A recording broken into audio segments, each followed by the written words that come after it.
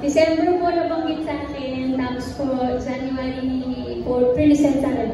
Nung pre-present po sa akin, naiyak po talaga ako. Sabi ko po kala direct Mike, sure po ba kayo talaga? Pero thank you po, maraming po salamat. TV5, Dave, and TPT, and Signal na pinagkatiwala niyo po sa akin itong napakalaking project. Kagaling na happy birthday. Thank you. What a great. Basta hindi mo nakakaalam, Lunes hanggang Linggo, kaya Rakitera nagtaon natin kay Vance kasi Lunes hanggang Linggo kung natin siya makakasama. Hindi lang sa Pajak Princess, kundi syempre, Dabber Cats, sa Ibulaga, sa Imagination. At Imagination kasama ko. Congratulations. And of course, with Miles, di ba? Hindi naman makakompleto ang Pajak Princess na hindi rin niya. Makakasama mga vocal niya, kasama sa cast, and let us all welcome them. Hindi na po sila, nakailera na.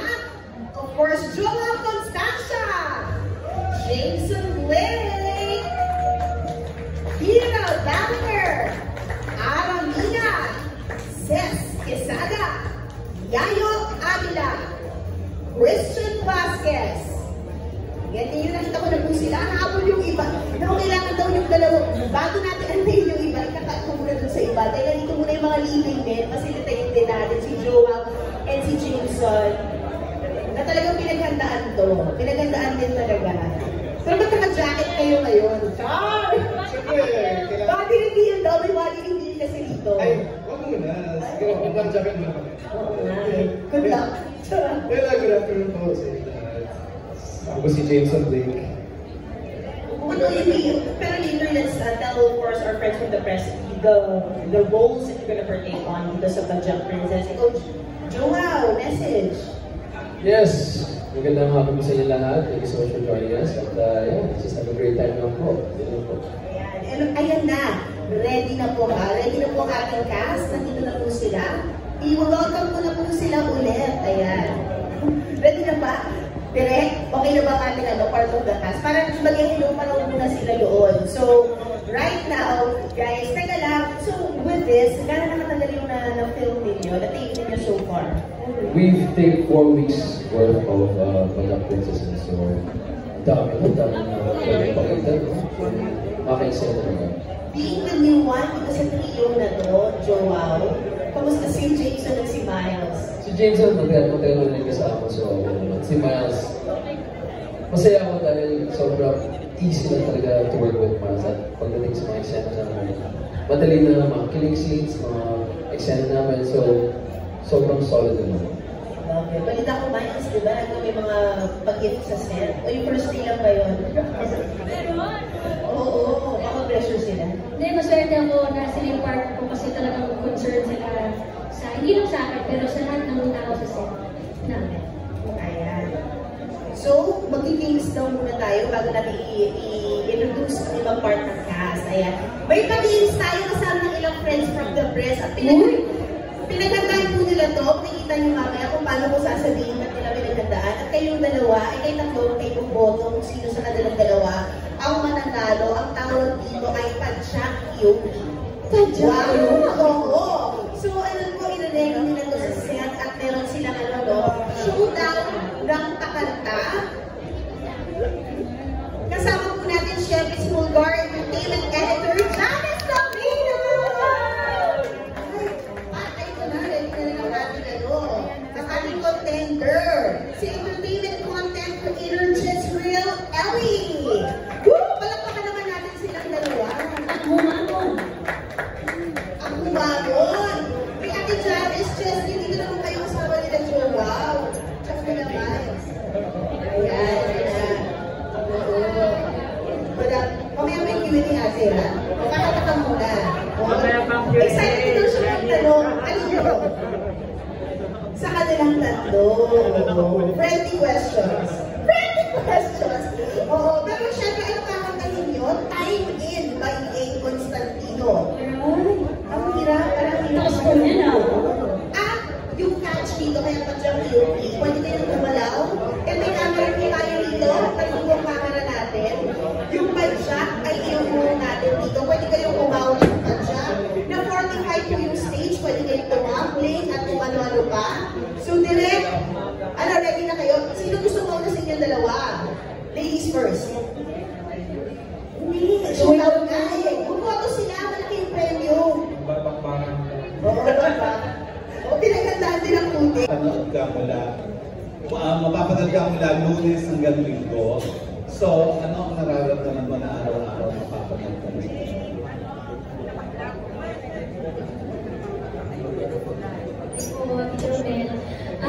Sabi ko nga po, kahit pa paano bago pa lang din po ako sa network na to, bago pa lang po ako rin sa TV5 nung lumipat dito yung Big Bulaga. And I'm grateful na sa dami-dami po na pwede mabigyan ng ganitong klaseng proyekto. Ako po yung napili nila for Pajak Princess. Kaya maraming salamat po. And nakakatuwa, nagkataon lang din po na Monday to Sunday dahil nga po sa Imagination na direct mic din. So, I'm grateful kasi ngayon po meron tayong hosting, meron tayong acting. So, pwede pa po ako pang-sayaw, direct mic, TV5. Pwede pa po. Pero yun, grateful lang po ako na ito pong mga taong sumusugal at naniniwala po sa akin. At tungkol dyan yung follow-up ko, Miles, kung papipiliin ka between acting and hosting, anong pipiliin mo at bakit? Hindi lang po yun. Kasi magkaiba po magkaibang energy ang hinihingi nila pareho. Iba rin po ang hosting. Pero syempre ako po, lumaki ako sa acting talaga. Kung mag-bonus itong hosting for me. At sobrang na-enjoy ko rin. Pero kung papiliin ko ako, sana po hindi. Sana ko lang piliin. Kasi nung tinagap ko po itong project na to, sinabi ko mga direct mic na game po ako, pero sana hindi ko po kaiwanan ng Big Bulaga. Kasi syempre, utang na loob ko rin po sa kanila to na nakilala po ako ngayon, ng mga tao, ng mga rubber cats. So, hanggang po kaya kong magsabay yun. Sasabay ito. Thank you and Thank you congratulations. po, Sir Matt. Romel, thank you po. Next up, we have Evelyn Yao of Pinoy Action News. Gandang tanghali sa mga bagets. Sa mga bagets. Kasama na si si Yayo ng bagets. Puro bagets. Diba? Lahat. Tatanong ko lang sana, sa lahat na lang, lahat naman siguro kayo naka-experience ng bike. So, tanong ko lang sana sa inyo kung sa inyo kung sino-sino sa inyo, ano ang pinaka-memorable experience ninyo sa pagbabike? Ako na naman muna. Ako naman po, memorable experience ko sa bike ko is yung first time ko po natutunan paano mag-bike. Kasi naalala ko, nagpakasyon po dito sa Pilipinas, kasi galing po ako China. Nasa Cavite po ako noon at yung tito ko po ang naturo sa akin kung paano mag-bike talaga. So naalala ko na hinawakan niya ako hinawakan yung bike ko habang pinapadyak ko, and then biglang binitawan niya ako at yun na pala, kaya ko na pala mag-bike by myself. So I think that's the most memorable experience para sa ako. Hindi naman, di ako nabulba. Safe naman. Okay. Pinaka-memorable para sa akin siguro nung bata ako. Tapos hindi pa ako marunong mag-bike. Tapos may mahabol sa akin na aso. So I had to keep going straight anyway. Wala akong choice. So yeah, very memorable para sa akin. I'll never forget that though. Ako po, natatandaan ko, di ba po ako nag-artist talaga, nag-commercial pa lang po ako. Parang vitamins po yun yung commercial, tapos marami kaming bata. Tapos kailangan nagbabayad. Ako po hindi ko marunong mag-bike na tayo. So ako lang po, siguro sa 10 bata po namin, ako lang po yung mayroong maliit na gulong sa baba. Kasi hindi po marunong mag-bike na tayo. Pero ngayon, nakakapag-balance ako kasi pa-jump nga. So kaya lang mag-bike. Here, you want to add to that? Most memorable biking experience if you have any? Yes, I think nung nasa UK pa po ako, dyan po first natuto mag-bike. Si mother ko po talaga nagturo sa akin. Tapos naalala ko, meron akong maliit na gulong, yung stabilizers sa baba ng bike. Tapos sa garden ako, nagpa-practice and everything. So, ilang beses na akong natutumba and everything. Pero she would always pick me up and make me try again. And eventually, natuto na rin, syempre, after many tries.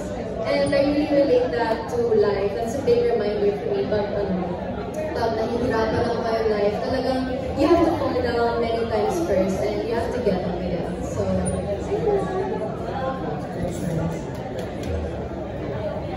Tita Evelyn? Ayun, ako naman po, dahil hindi ko halata, nung bata ako, boyish ako. So, nag-aaral ako mag-bike, nag-ano na ako, nag-exhibition na ako. So, meron lang. So, tumayo ako dun sa may parang, ano niya. Tapos, kasi naka-ano na ako naka-under na ako ng bike. So, natuto na ako. Tapos, tumayo ako. Yun, sumemt lang ako. Yun, nagkasugat ako. Wow. Meron pa po? Fighting daw. After bike, mountain bike, tapos scooter. Oh, wow! Ayun, diba? Hindi ka nadala. Hindi nag-joke sa'yo. Nadala yung back experiences. Ayan. Alright. Question ko pa natin. Okay, go ahead. Sa dinami-dami ng mga ginagawa mo ngayon, ano ang nagbibigay sa inyo ng determinasyon para magpatuloy sa to go on in your life? Okay, siyempre naman po, bata pa naman po ako. Gusto ko na po artista para sa pag-iyak. Nasabi ko nga po, nung nagsabi ako sa magulang ko na gusto ko pong pumasok sa loob ng box. Bata pa naman yung pangarap ko lang eh. Nakapasok ko sa loob ng box, makita sa loob ng TV. Pero di po natin may iwasan. Siyempre, di ba po, lalo na sa init ng panahon ngayon, darating sa point na kapagod, pero babalik at babalik kayo sa bakit mo ito ginagawa, para kayo mo ito ginagawa. So, I'm grateful kasi yung pamilya ko ay talagang para sa kanila yung mga ginagawa. Yung biggest why? Thank you. Thanks, Tita Evelyn. Ang susunod ko naman tatanong is si Ron Romulo ng Balita. Ito, Ron? People's Balita. Hello. Hi, Ara. Hi, Ron. Dito, Ron. Parang back to back yung show mo. Back to back yung mga show. Parang natapos pa lang isang show mo dito. Yung ano po, Jack and Jill ko. Sa ano rin po yun, APP at saka dito sa TSI. Paano mo naman manage? Di ba nagsasuffer yung health mo, tapos yung na-businesses ka pa? Paano mo siya? Tapos, isa pang question, yung parang kasapag yung role mo dito, kontrabida, hindi kaya kainisan ka dito ng soul. Actually, pag kinainisan nila ako, ibig sabihin, effective ako kontrabida. Mas challenging for me maging kontrabida. Kasi hindi naman ako kontrabida in real life. So, parang mas gusto ko maging kontrabida sa mga role. I think parang mas hiyang ako pag busy ako. Kasi pag parang mas nagkakasakit ako pag wala akong ginagawa. Parang I feel sluggish. So, meron talagang ganun tao pag walang ginagawa, parang ang bigat ng pakiramdam. So, actually, pag wala pa nga akong dating, nag-workout pa ako because I'm preparing for my concert, upcoming concert on July 11. Yeah.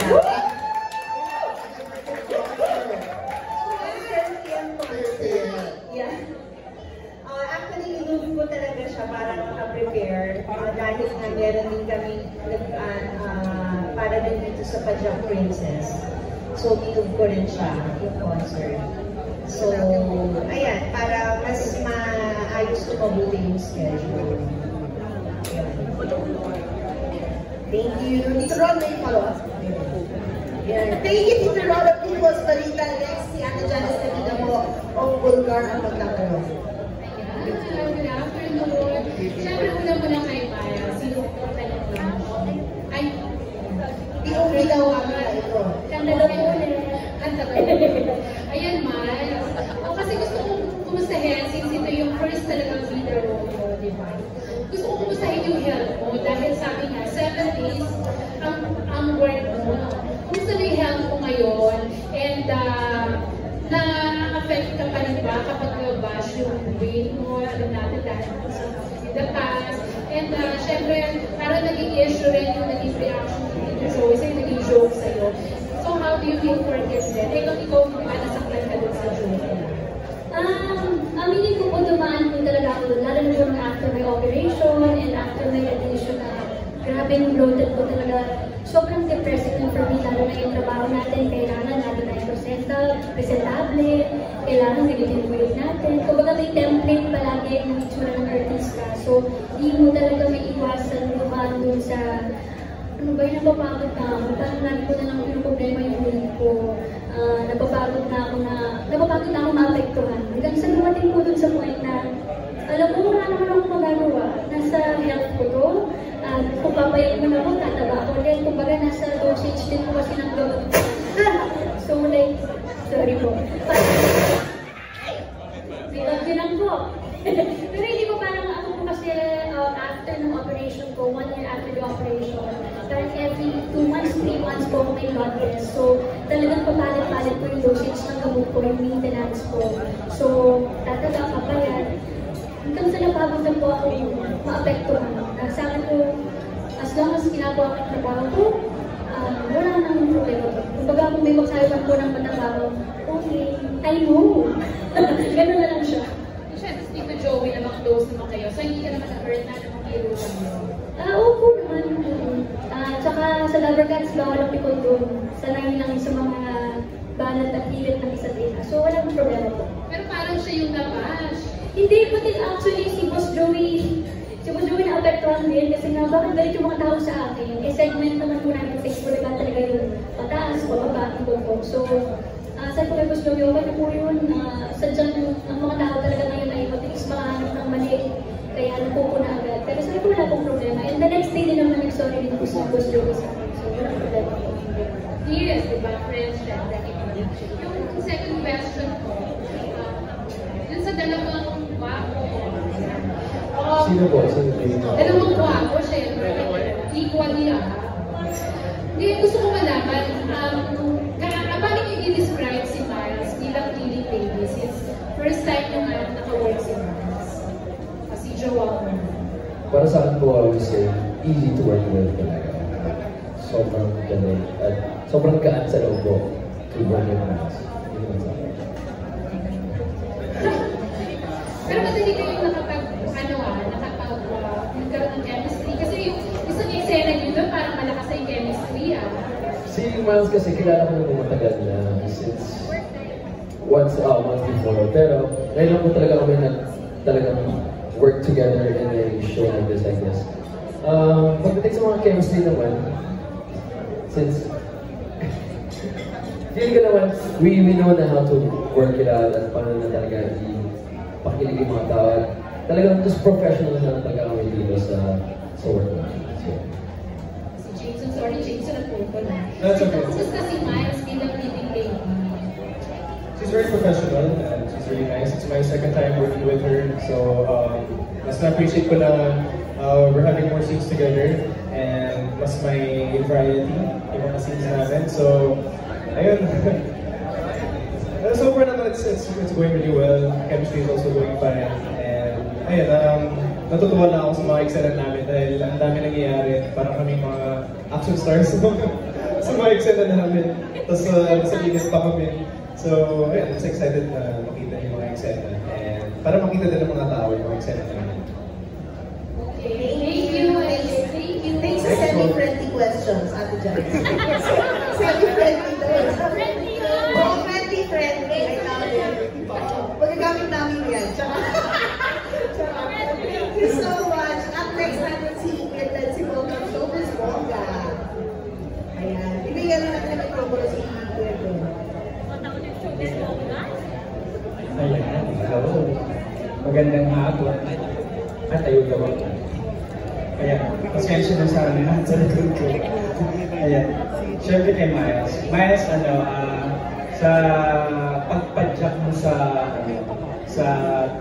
daan ng buhay, yung daan ng buhay.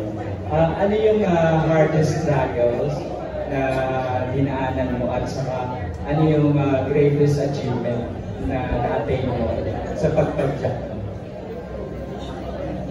For me, pinaka-challenging na po para sa akin last year, yung hospital ako, na-opera ng lahat. Parang nung time ko kasi ang bilis ng mga pangyayari na hindi ko alam na gano'n na para siya ka-urgent. And nung time na yun, ako po kasing taong sobrang matatakot din sa hospital. Sobrang pagka-location nga lang po namin, hospital na ano ko yung parang hindi talaga komportable. Pero wala po, like, sa buhay natin, sa pagpa-jump sa buhay natin, dadaan tayo sa mga lumak, sa mga putik.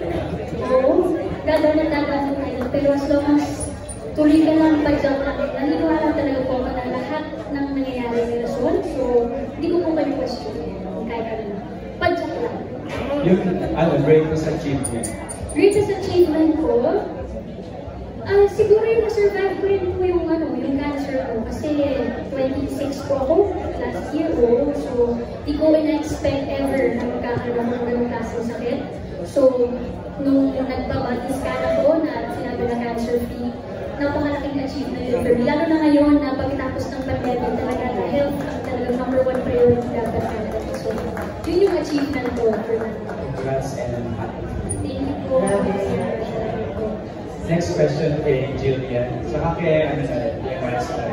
Kasi Jillian mag-bestie yung role dito ni Miles, diba? So, sa totoong buhay ba, nagiging mag-bestie na rin kayo? And somehow, ano yung mga nagiging bonding niyo off-cam, ganyan? May mga kwentuhan na ba kayo about buhay, about love life, and mga gano'n? Parang wala pa, no? Kasi lagi ka nakasalang eh.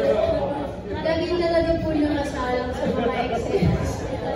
So, parang hindi pa kami masyado nakakapag-usap talaga. Pero, paano kayo nagbabang? Siyempre mag-bestie kayo, diba? Nung ate, after nung meeting, nagkumain po kami sa labas na kasama sila direct. Ayun. How do you find na lang, Miles? Birthday ko po ba? May contribute sa'yo. Hindi, gaya po rin sabi ni Lord, ito very professional si Ate Miles. Parang hindi ko pa ata nakita si Ate Miles na nagkamali sa life. So, like, konti-konti talaga. So, ayun, very happy rin ako to be a part of this and to work with the great actors and actresses na kasama ko dito sa project. Master ni Miles, bata na posisyon, di ba? Thank you and congratulations. Thank you, Glenn. Thank you. Next up we have Carl G. Canonoy, Automotive Insider. Hi po, gandang hapon po. Tanong ko po kay Miles. First of all, Miles, una sa lahat, congratulations sa yung first ever main role na kakabanan mo sa Punjab Princess. And my question is, anong pakiramdam na pili ka ng APT and TV5 para gaganan mo as a Princess Divara sa Punjab Princess? Sabi ko nga po, lumaki kasi ako. Diba, since 6 years old ko po nagsimula sa industriya nito. Nag-train na ako, hanggat hindi ka pa kumili, pwede ka pang mapalitan. Kaya po, sabi ko lagi, parang hindi pa nagsisink in sa akin. Parang, ito ngayon, medyo, pero kapag talaga pong umere na yung show, doon pa lang siya magsisink in sa akin. Kasi, napagdaanan ko po yun na hanggat hindi ka umere, hindi ka pa sure. So, nagpapasalamat po ako sa UPT, kala Direct Mike, na nung pre-present po nila to sa akin, parang sigurado po sila sa akin. Kaya tinanong ko talaga kung final answer po ba na ako talaga. Kasi alam ko naman po na gagawin ko yung best ko. Pero hindi lang po ako sanay sa ganitong pressure. Dahil simula lumaki naman po ako parang maswerte po ako na napapabilang po ako sa mga gandang proyekto. Pero this time, parang tayo na po mismo yung mahawak ng show. Kaya ito po yung mga tao, sila Direct Mike, TV5, sila po yung mga tao naniwala sa akin na kaya ko itong gawin. So gusto na ako para magdahan yung sarili ko. Kaya ayaw kong i-disappoint. Thank you po. And next question for Joao. And hi there, Joao. Fresh from the success for your last project. Anong pakiramdam na kabilang ka as a part of Punjab Princess? And how does it feel na gumawa ng isang project outside from your mother dynamic? Honestly, sobrang grateful ako kasi na after ng meron na ako ng Punjab Princess. At super grateful kasi first time ko mag-work dito sa TV5 with APT, with the whole cast. At also na rin na bilang as big daddy ko sa show namin. Kaya sobrang grateful talaga ako na nandito ako ngayon. Okay, thank you. Thank you, Carl June. Next up, we have